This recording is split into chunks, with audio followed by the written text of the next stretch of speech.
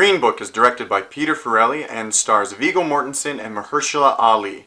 The film depicts the character of Dr. Don Shirley, who is a very talented, very cultured concert pianist who decides to embark on a concert tour throughout the Deep South in the 1960s.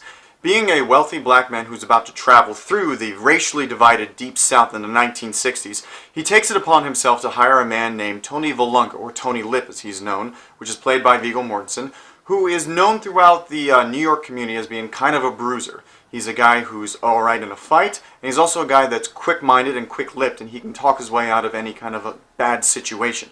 And for that reason, he is hired by Dr. Shirley to come with him throughout the Deep South to be his driver and his bodyguard. And he takes this on despite the fact that Tony is deeply racist. And from this moment, we get a very archetypal but still very much loved storyline, which involves two individuals, both very different, who start off not liking each other because they choose to focus on their differences, and through shared experiences and shared interests, they eventually come to a begrudging respect for each other, which eventually leads to it blossoming into a very, very powerful relationship between the two men. Now, right off the bat, I have to say that what I think people will be talking about, and what I think people already are talking about when it comes to what is great about this movie, is the central performances from the two main actors. Viggo Mortensen and Mahershala Ali give extremely transformative, very nuanced, beautiful performances, and the two men have an incredible chemistry with each other throughout the entire film. The dynamic between these two men, watching them react and share these experiences together and learn from each other, makes for wonderfully heartwarming entertainment. And there are a lot of moments in this film because of that chemistry and the differences between these two men that we get a lot of really funny moments, which was something that I was very surprised about going into this movie. This movie is very funny. Now, having said that, for some people, that's going to be a really great thing, and for some people, it might be a detriment. Going into this film, I thought this film was going to be a lot heavier. I thought this was going to be an emotional roller coaster that really took time to really deeply explore the racial divide within the country at that time, both in the Deep South and up north.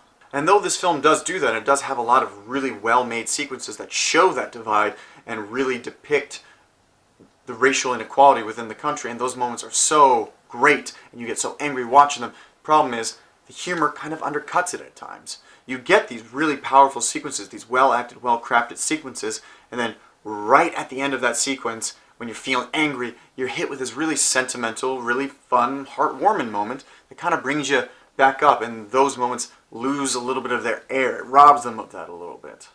And there are other moments that actually have humor inserted within them, which actually robs those sequences of how heavy they are. And what you ultimately get within this film is that you get a relatively smooth ride through what should be, or at least what I think should be, heavy material.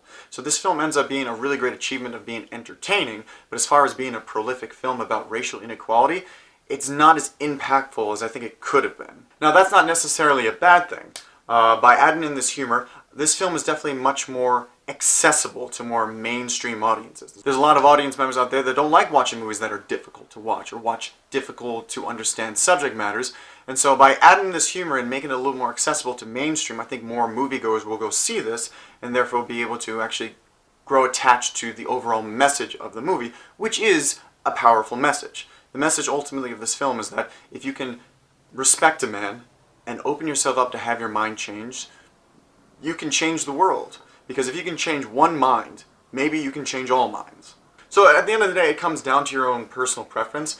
It's whether or not you like films to be a little bit more, a little less heavy so that way they're more accessible and therefore more digestible, or if you like the film that delve into this subject matter to really just go for it and not try to sugarcoat anything or not try to take the weight out by undercutting it with humor. Those factors are going to dictate how you feel about this movie. For me personally speaking, I was actually hoping for a film that was a little bit heavier and was going to be a little bit more prolific.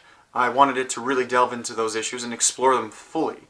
And even though I liked the moments that were humorous, I did feel like at times they undercut what could have been interesting story developments and interesting aspects to explore of a very, very important subject matter. But with all those things in mind, I do have to give this film credit for being extremely entertaining. I thought it did touch on a lot of serious and important subject matters, and the performances from the two main actors sell the film are worth the price of the ticket to begin with. So with all those things in mind, I think I'm going to give Green Book an 8 out of 10.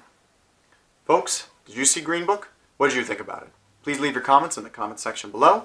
If you like this review, please like and subscribe, and as always, See you all next time.